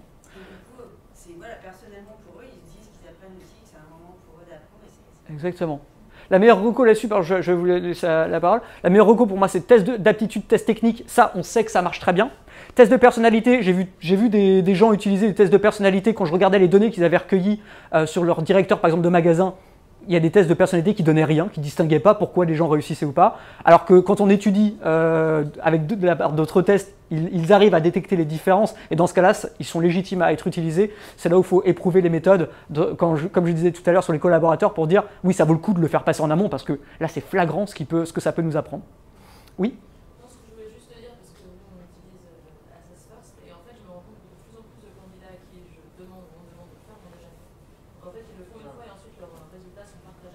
Ouais, c'est un investissement. C'est un investissement une fois et ensuite c'est partagé instantanément. Ouais. En gros, ça lui appartient entre guillemets. Oui, ça lui appartient. tout à fait. C'est vraiment ça, on a changé le pouvoir. Aujourd'hui, c'est des candidats qui possèdent, on va dire, le résultat, qui acceptent de le partager avec l'entreprise, en l'occurrence. Ouais. Ça m'aimerait poser la question, à partir de quelle date on doit demander aux candidats de le refaire? S'ils disent j'ai déjà passé il y a 18 mois, je pense qu'en fonction de l'âge du candidat, on peut leur proposer de le repasser. Ouais. Alors ça, très rapidement, parce qu'il faut que je me speed, et après ça va aller vite. Mais ça dépend de ce qu'on évalue. Les aptitudes, hyper stables dans le temps. Malheureusement, bon, ça décline après, mais vous inquiétez pas, l'expérience compense. L'expérience compense en termes d'intelligence cristallisée sur l'intelligence fluide qui baisse. Donc l'intelligence des situations, en fait l'intelligence fluide, la capacité à processer l'information, elle monte jusqu'à 25 environ, et puis après il y a un plateau et ça commence à décroître. Autour de 40 ans, on ne s'en rend pas compte, même si quand on le mesure précisément, ça décroît. Et la vraie claque, elle est après 50 ans, où vraiment les courbes, elles chutent plus. Par contre, cela dit, il y a une autre courbe qui monte, c'est l'intelligence cristallisée. C'est quoi? C'est ce qu'on a appris des situations et donc ce qu'on est capable du coup de transposer et en termes décisionnels, qui elle par contre croît avec l'expérience. Et donc voilà, on a différents types d'intelligence qui permettent de venir un peu se compenser. Pour ce qui est de la personnalité, elle va se stabiliser autour de 30 ans. Alors effectivement, quand on est sur des jeunes deep, à 1 an, ça peut avoir pas mal bougé. Au-delà de 30 ans, ça aura changé un petit peu, mais la reco, c'est chaque année de faire une mise à jour. Même si ça n'a pas beaucoup changé, c'est une côté légitimité, encore une fois, on ne sait jamais ce qui a pu bouger en fonction des situations, ça mérite d'être ajusté. Donc, si vous le faites mettre à jour tous les ans, vous êtes sûr d'être dans les meilleures pratiques, on va dire. Je dirais le maximum, ce serait tous les 5 ans. Et encore, ça s'est vraiment poussé au max sur l'aptitude. Autour de 2-3 ans, c'est la validité, on va dire, la date de péremption d'un test.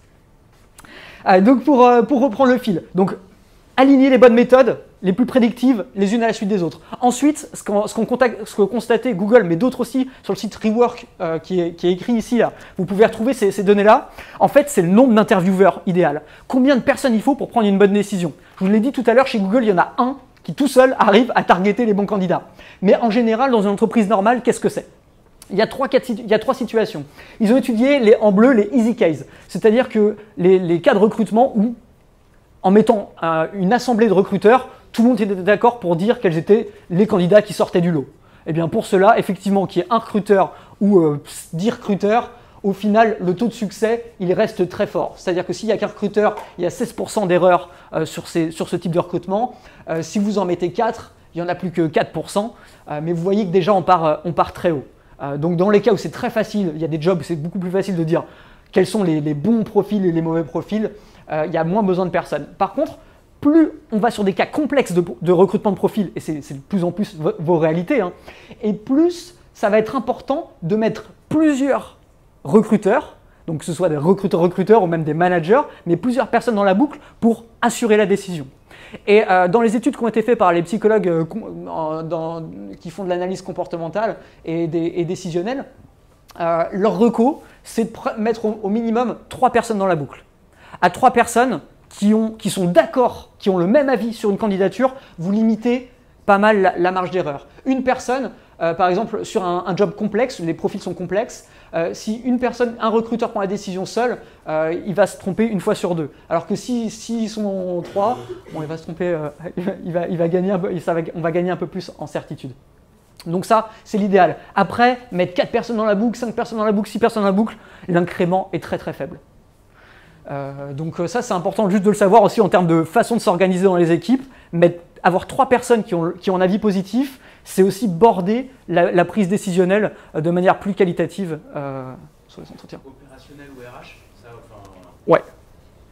Je pense surtout il faut... Ouais, d'une diversité de points de vue. Ouais. En termes de, alors ça c'est en termes de nombre de recruteurs, en termes de nombre d'interviews, du coup, de process, là c'est Google qui avait vraiment analysé ça, et ils avaient analysé, au début ils demandaient 8 entretiens, voire 11 entretiens pour recruter, et quand ils ont processé toutes leurs données, ils se sont rendus compte qu'à 4 entretiens, ils arrivaient à un taux d'échec du coup de 14%, 86% de succès, et qu'après rajouter un entretien, ça avait très très peu d'incrément. Donc ils ont optimisé leurs entretiens à un nombre de 4. Et comme je vous le disais par contre, chaque entretien a sa spécificité. Donc en gros ce qui est important, alors 4 entretiens, vous voyez, en fait l'idée c'est 4, on va dire étapes de mesure pour s'assurer que le candidat est bien aligné. Et après, au-delà de ça, au-delà de 4 étapes d'évaluation, on a quelque chose qui perd en incrément. Donc pour aller très très vite sur cette fin de présentation. Dans l'idéal, combien faut-il rencontrer de candidats pour réussir un recrutement? Bah, ouais. Bien vu. Je pensais que ce serait un piège, mais non. Ok. Ah d'accord, ok. Il est passé devant. Dernière chose qui va être très rapide, c'est qu'une fois qu'on a décidé de recruter une personne, qu'est-ce qu'on raconte au manager? Et ça, c'est une question récurrente que j'ai, et de débat infini, alors qu'on est censé faire de la formation sur des tests d'évaluation, mais on donne quoi au manager? Et là-dessus, il y a un décalage là-dessus, il y a un problème de, je sais pas, c'est de la confiance, l'information, c'est un jeu de pouvoir. Quand je donne de l'information, je perds du pouvoir. Si c'est moi qui ai l'information, c'est moi qui ai le pouvoir. Donc à chaque fois que je donne de l'information, je laisse de la place à du débat, à de l'échange, à de la contradiction. Et ça, pour le recruteur, il a déjà du boulot à côté. Pour lui, c'est s'exposer que donner de l'information au manager. Mais pour moi, c'est un vrai problème parce que ça crée une situation qui reste du coup de confrontation entre le manager et le recruteur où chacun va dire oui, mais sur une base d'informations personnelles et qui n'est pas partagé sur beaucoup de points. En gros, dans ce que je constate, c'est parfois le RH valide certaines choses et l'opérationnel valide d'autres choses, mais la mise en commun, elle est difficile parce qu'on n'a pas les mêmes codes, pas les mêmes langages. Et je trouve ça un peu dommage. Je pense qu'aujourd'hui, on est arrivé à un niveau de maturité où on peut partager des informations sur les candidats et que le manager en ait connaissance parce que derrière, il va bosser avec la personne, il va la connaître. Donc le dire en amont ou en aval, dans tous les cas, le résultat va être là. Le cacher, c'est dommage. On peut lui donner quoi? Sur Assessfirst, s'il y en a qui connaissent, c'est important que je pense que le manager connaisse les comportements privilégiés par la personne. C'est important que le manager connaisse ses motivations. Qu'est-ce qui engage la personne? Qu'est-ce qui la démotive? C'est clé. C'est lui qui va être aussi garant, en partie, de cet aspect-là par la suite. Quel est le management que le candidat recherche? Qu'est-ce qui marche avec lui? Qu'est-ce qui, au contraire, en termes d'approche managériale, n'est pas très fonctionnel? Quelle est sa façon de prendre les décisions? Et ça, vous pouvez vous dire, ouais, mais toutes ces informations, c'est peut-être assez privé pour le candidat, c'est quelque chose d'assez personnel. Ça reste entre nous avec le recruteur parce qu'on est dans un cercle, mais le communiquer au manager, est-ce que c'est légitime? Encore une fois, ça dépend de quelle information on a, qu'est-ce qu'on mesure. Mais de plus en plus, je perçois une maturité, en tout cas sociétale sur ce sujet, qui se traduit notamment par le partage de plus en plus fréquent sur LinkedIn des candidats eux-mêmes, des collaborateurs eux-mêmes, c'est pas toujours des candidats, qui font nos tests par exemple et qui peuvent désormais les partager. On a mis ça en place il y a 3 semaines, la possibilité de partager son profil public. Donc c'est un profil, on n'a pas tout le détail de la personne, mais on a quand même accès à toutes les informations que je viens de vous montrer. Et on a comme ça, aujourd'hui, plus de 15 000 personnes qui ont partagé sur LinkedIn leur profil en disant « regardez qui je suis », parce que moi, aujourd'hui, ça me plaît de me dire qu'un recruteur, il aura cette vision-là de moi et pas juste mon CV. Donc de la même manière, pour le manager, eh bien, il faut se dire que ces informations, aujourd'hui, le candidat, il est prêt à les partager et c'est peut-être important que le manager en ait connaissance. Juste un petit tips pour le mettre en place. Dans ce que j'ai vu qui marchait, et c'est là où vous, entre guillemets, vous gardez la main. Vous pouvez dire au manager, je peux te partager des informations sur plus au-delà du CV, sur le candidat. Par contre, pour que tu les comprennes, il faut que tu te prêtes au jeu, il faut que tu fasses aussi la démarche. Et en gros, tu as le droit d'avoir accès à ces informations si toi aussi tu as passé les mêmes tests et tu as eu accès à tes informations. Pourquoi ? Tout simplement parce que ça force l'humilité. Quand on voit ces résultats et qu'on constate qu'il y a des points quand même qu'on n'aimerait pas tellement voir affichés ou qu'on ne se représentait pas forcément les choses comme ça, eh bien d'ailleurs, ça permet de dire oui, le candidat, il ne peut pas être vert partout, il ne peut pas avoir des scores exceptionnels partout. Et donc il y a un côté responsabilisant dans cette démarche en disant si tu joues le jeu, moi aussi je veux bien jouer le jeu et donner accès à plus d'informations. Mais pour ça, il faut qu'on travaille ensemble. Et c'est là où je trouve que les organisations ont à gagner et ont à grandir. C'est plutôt que se dire on va limiter les terrains de jeu et on va border l'information qu'on communique, c'est ouvrir le champ à partir du moment où c'est partagé avec les managers. Donc j'invite vraiment à tester ça. Je ne sais pas s'il y a des questions ou des remarques là-dessus. Ouais. On rétrécit pas un peu le champ des possibles. Je rebondis sur une question qui avait été, ouais. Qui avait été posée tout à l'heure, pas sur le recrutement, mais sur le plan de carrière d'une personne, potentiellement, en donnant certaines informations à son manager qui risquerait peut-être un peu limiter son champ d'action sur certains domaines, pas lui donner sa chance parce qu'il a identifié que justement c'était peut-être pas ces missions-là qu'il devrait porter. Alors, ouais. Il peut y avoir des points clivants, mais c'est le but aussi d'un... En fait, la pire des choses qui puissent arriver, c'est des biais de confirmation. C'est-à-dire que le manager a une représentation de la personne en tête, et il va utiliser toutes les informations à disposition pour renforcer cette représentation. C'est connu, c'est biais de confirmation, très étudié en psychologie. Mais les résultats ne vont pas inventer, créer des problèmes qui n'existent pas.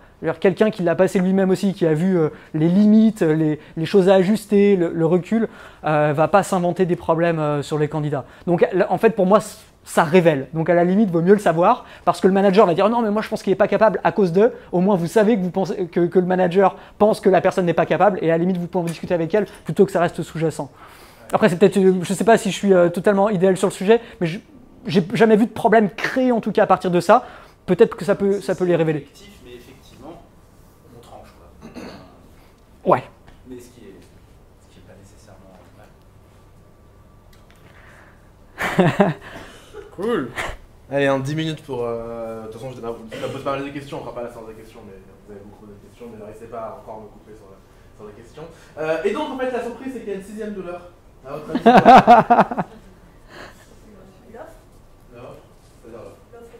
Ah, le fait de faire la campagne. L'intégration. Ah, j'aurais pu prendre l'intégration. Tu veux que je fasse des slides? Entretien, on l'a fait. Point de vue candidat, c'est un peu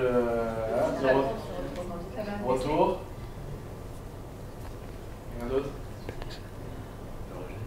Le quoi? Le rejet. Le rejet, ça va, j'aurais pu mettre autre chose. Il y a plein de douleurs. La 6e douleur que j'ai mis, c'est vous.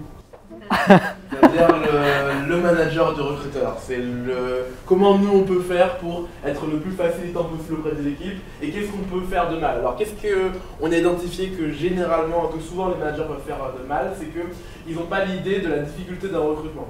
J'ai l'impression que le recrutement c'est facile et qu'il suffit, je l'ai encore eu, personne ne me croit à chaque fois, mais à chaque fois les recruteurs viennent m'expliquer que leur manager pense de mettre une annonce sur un job board et c'est bon. Du coup, tu fous, pourquoi t'as pas de recruteur? Le deuxième truc qu'on peut mal faire, c'est de croire que le recruteur devrait recruter à 100%. Et donc de ne pas lui ménager du temps pour la formation, pour la veille, pour faire d'autres choses. Et le troisième truc que je vois tout le temps, c'est de surestimer les recruteurs. De se dire, ok, ils sont déjà formés, ils ont 10 ans d'expérience, et donc, je rappelle sur l'analyse qu'on vient de faire tout à l'heure, le nombre d'années d'expérience n'est pas forcément prédictif du succès. Et je dirais même plus, c'est pour ça qu'on a monté une école, parce qu'on s'est dit, c'est plus facile d'endoctriner des jeunes que de faire des apprendre à des gens qui ont déjà appris. Donc c'est les trois sujets, et le pourquoi on les surestime, c'est aussi parce qu'on n'a pas de recul. C'est très dur, et là je m'inclus dans le tas, puisque moi maintenant j'enseigne aux recruteurs et je ne suis plus un recruteur. C'est très dur d'avoir du recul sur ce qu'est la fonction alors qu'on ne le fait plus. C'est pour ça que je m'oblige à aller sur le terrain, à faire des événements. La partie événementielle chez nous, elle sert aussi à ça. Elle sert égoïstement à nous d'aller voir à quoi sont nos recruteurs, d'écouter leur… Vous verrez si vous venez à Paris dans 15 jours, 16 avril, c'est une thérapie groupe. Les gens, c'est leur recruteurs, ils parlent de leurs problèmes. Et du coup, nous on les note. On sait à quoi ressemble. On essaye de se rappeler à quoi ressemble le métier. Comment on peut apprendre très vite? Première chose, il y a des gens qui font des conférences très intéressantes. La réveil du recrutement, donc vous avez une série de 6 conférences pour apprendre le métier. Vous avez des livres intéressants, vous avez des newsletters. Il y a aussi d'autres gens très intéressants pour les newsletters. Vous tapez l'école de recrutement.fr/bienvenue, vous avez newsletter. Et il n'y a pas que nous. Il y a Recruiting Brain Food qui est génial. Le problème c'est en anglais. Mais c'est cool de lire ce qu'ils font, ils font que du bon contenu. Et le dernier truc, on a fait un document qui s'appelle l'encyclopédie du recrutement. J'ai essayé de répertorier d'où venaient toutes mes connaissances en recrutement. Donc il y a des livres, des vidéos, des articles. Je ferai une mise à jour là dans 2-3 mois pour faire la version 2019. Et vous avez vraiment l'étendue de partout où vous avez de la connaissance. Donc ça va de culture générale du recrutement, sur l'offre d'emploi, sur l'entretien, l'étude que 6 mois je lisais, liée. Voilà. Donc j'ai essayé de répertorier tout. Ça a pris 28 heures d'affilée de le faire. Mais voilà. Vous l'aurez en tapant. Je vous envoie le document de toute façon. Et ça m'amène à mes derniers électrochocs, à mes dernières choses qu'on peut faire pour aider les recruteurs. C'est le premier, c'est une pratique que j'ai vue dans pas mal de groupes. J'ai appelé le sourcing du lundi. C'est quoi le sourcing du lundi? C'est vous prenez tous vos recruteurs, vous leur demandez de partager la requête la plus dure en ce moment, et tout le monde bosse dessus en fait. Pendant une demi-heure, un quart d'heure, tout le monde bosse dessus, et à chaque fois ça débloque quelque chose parce que les gens n'ont jamais la même approche d'une enquête. Le sourcing, c'est une enquête, et on n'a jamais la même approche. Vous verrez que c'est stupéfiant de voir à quel point les gens prennent les choses par des bouts différents. Donc, première pratique qui marche bien, c'est. Alors, je dis sourcing du lundi, évidemment, enfin mardi, mercredi. Et l'idée, d'avoir un jour qui est ritualisé, où les gens peuvent échanger leur requête, et on travaille sur la requête la plus compliquée. La deuxième électrochoc, c'est d'arriver à être le garant du partage d'informations. À être la personne, j'ai des clients qui font ça très bien, qui créent leurs documents internes, alors soit vous avez un réseau social interne, soit vous avez une newsletter, peu importe la manière dont vous le faites, mais vous synthétisez, vous demandez à vos recruteurs de vous dire ce qu'ils ont appris dans la semaine, dans le mois, vous faites un grand document, vous partagez aux autres. Comme ça, l'info elle circule. Une des choses qui est le plus surprenant quand on travaille dans une entreprise, c'est de voir à quel point il suffit de les réunir autour d'une table pour que les choses se passent. Parce qu'en fait, l'information a du mal à circuler. Et le dernier, c'est et pareil, je vous enverrai nos coulisses internes, notre tambouille interne de comment nous on fait chez nous. Alors c'est un document interne, donc c'est pas à recopier. On appelle ça les lois du recrutement. Donc les lois du recrutement chez nous, c'est quoi? C'est un document qui explique, qu'on donne du coup aux managers, entre guillemets, aux gens qui vont recruter, qui n'ont pas de recruteurs, et on leur dit comment s'organise le recrutement. Donc par exemple, on leur dit, chez nous, un recrutement, c'est 4 entretiens. Le premier entretien, c'est l'entretien de drague. Il est fait par Laurent Brois c'est dragueur. Il sert à te chauffer tellement que tu as envie de faire la suite. Donc t'es chauffé, tu comprends pas trop ce qu'il t'a raconté. En général, c'est moi qui récupère l'argent après, ils disent ah, j'ai pas trop compris ce que vous faites, mais c'était trop bien. Ils arrivent, et après, entretien numéro 2, c'est entretien culturel ou fonctionnel. Donc le fonctionnel, c'est quoi? On t'évalue uniquement sur tes compétences brutes. Ensuite, entretien culturel qui est avec moi, c'est j'essaie d'évaluer culturellement comment tu vas te débrouiller. Et le numéro 4, c'est offre d'embauche. On négocie, salaire, etc. Autre règle qu'on a, c'est tu dois avoir au moins un oui enthousiaste et 0 non. Si tu as un seul non parmi les 4 personnes, tu passes pas. Si tu as 0 oui enthousiaste, si tu que des oui mous, tu passes pas non plus. Pareil, il y a la loi numéro 6, c'est le stock de questions. Donc j'ai créé, vu que la culture ne change pas, autant les fonctions changent, mais la culture ne change pas, j'ai fait un document que vous invite à faire, ça prend 2 heures à faire, c'est chiant à faire, mais une fois que c'est fait, c'est fait. Donc je fais un document... si c'est chiant à faire, le document est chiant à lire. Non, c'est pas chiant à faire, c'est dur à faire. Parce qu'en fait, tu prends on a une centaine de questions déjà écrites en fait sur la culture. Donc sur nous on a 10 éléments culturels, sur chacun des 10 éléments culturels, il y a une dizaine de questions. Et je les ai déjà rédigés, c'est toujours les mêmes, et donc je les donne à mon intervieweur. Autre règle qu'on leur donne, je ne vais pas tous les faire, mais vous irez les lire vous-même. Autre règle qu'on donne, c'est tu dois envoyer. Alors déjà, tu dois structurer l'entretien. Donc tu dois écrire les questions, on revient à cette histoire d'entretien structuré. Donc tu dois structurer les questions. Les questions doivent être comportementales, c'est-à-dire que tu ne poses pas des questions au hasard, tu prends un critère que tu as évalué, et tu dis, ok, racontez-moi une situation que vous avez preuve, vous mettez en situation. Typiquement, nous, pour survivre chez nous, il ne faut pas avoir peur du conflit. Donc il y a une question que je pose, c'est raconte-moi une fois tu as dû gérer un conflit avec, je sais pas, ton coloc ou avec ton manager. Puis les gens ils choisissent et en général je me mets à nuit et moi je donne aussi, pour leur laisser le temps de réfléchir, je donne un exemple personnel à moi et ça leur permet de réfléchir. Et dernier point qu'on donne, c'est tu dois envoyer alors je vous donne des points chez nous, hein, c'est pas recopié chez vous, vous ferez votre propre sauce. Tu dois envoyer le guide d'entretien une demi-heure avant le candidat. Pas 2 heures avant pour pas qu'il ait temps de... pas non plus juste avant, mais une demi-heure avant pour qu'il soit dans le métro ou dans le taxi au moment de le regarder et qu'il ait une idée globale d'où va l'entretien. Alors il y a un seul truc que j'enlève dans le guide d'entretien, c'est j'enlève les critères. Normalement dans mon guide d'entretien j'ai critère numéro 1, critère numéro 2, critère numéro 3. Parce que une autre des règles qu'on a c'est de pas plus de 3 critères, parce qu'en un seul entretien tu ne pourras pas évaluer plus de 3 critères. Et j'enlève juste la partie critères, donc il ne sait pas sur quoi je l'évalue, mais je lui montre toutes les questions. Ça permet de ne pas le prendre au dépourvu et de prendre le candidat dans son meilleur. Il faut toujours comparer les gens à leur meilleur et jamais à leur pire, parce qu'à leur pire, il n'y a pas autant de différence qu'à leur meilleur. Si vous prenez Lionel Messi à son pire, il n'est pas beaucoup meilleur qu'un autre joueur. Si vous le prenez à son meilleur, par contre, il est vraiment meilleur que les autres. Désolé pour la métaphore footballistique. Dis-moi. Pourquoi pas plus en amont? Pourquoi une demi-heure juste avant et pas... C'est une bonne question parce qu'on s'est dit que l'idée c'est pas que tu prépares l'entretien. L'idée c'est que tu aies une idée globale. Donc une demi-heure, tu as une idée globale. Et c'est aussi parce qu'on sait très bien que l'intervieweur, plus en amont, ça va après. En vrai, moi en général, je suis à 31 minutes, je suis prêt et j'envoie. Donc c'est aussi, on compose avec nos équipes, on a des gens qui travaillent tous à l'arrache. Donc sachant ça, on fait un truc en fonction. D'ailleurs, la dernière partie de ce guide du recrutement, c'est ce que j'appelle le guide de panique. Donc ça dit normalement, tu dois préparer. Mais ça va préparer, ne panique pas. Voilà les 10 étapes. Première étape, donc panique. Deuxième étape, fais ça. Troisième étape, fais ça. Quatrième, là. Et voilà. Donc le truc est cadré pour dans les cas où on sait que la personne n'a pas le temps de préparer. Ben voilà, ça m'amène sur la fin de des 5 plus 1 douleur. Et dernière surprise, on vous a préparé un programme email avec Aurélien qui s'appelle les 6 phrases qui empêchent vos recruteurs donc Aurélien qui est la personne qui est derrière, qui s'appelle les 6 phrases qui empêchent vos recruteurs de recruter. Alors il n'est pas encore tout à fait prêt, c'est un exemple qui sort dans 3-4 jours, mais normalement on a vos semaines, donc on vous inscrira d'office, sauf si quelqu'un ne va pas l'avoir. On inscrira d'office à ce programme et vous aurez, ça va ressembler à ce qu'on a fait pendant la conférence, mais en plus détaillé, avec des emails, avec les cadeaux, avec les liens, etc. Et si vous voulez avoir tous les cadeaux dont je vous parle depuis tout à l'heure, vous n'avez pas envie d'attendre de recevoir un email, vous tapez juste ça. bit.ly/LEDR et la date de hier, parce que je l'ai fait hier et j'ai oublié que les jours s'augmentaient en fonction des jours. Donc la date d'hier c'est 27 mars 2703. Si vous tapez ça, donc LEDR en majuscule, 27 mars, enfin 2703, donc bit.ly/LEDR en majuscule, 2703, ça marche normalement. Si vous tapez dans le navigateur, vous avez accès directement à tous les cadeaux. Merci à toutes et à tous d'être venus. Gardez la pêche, mangez pas.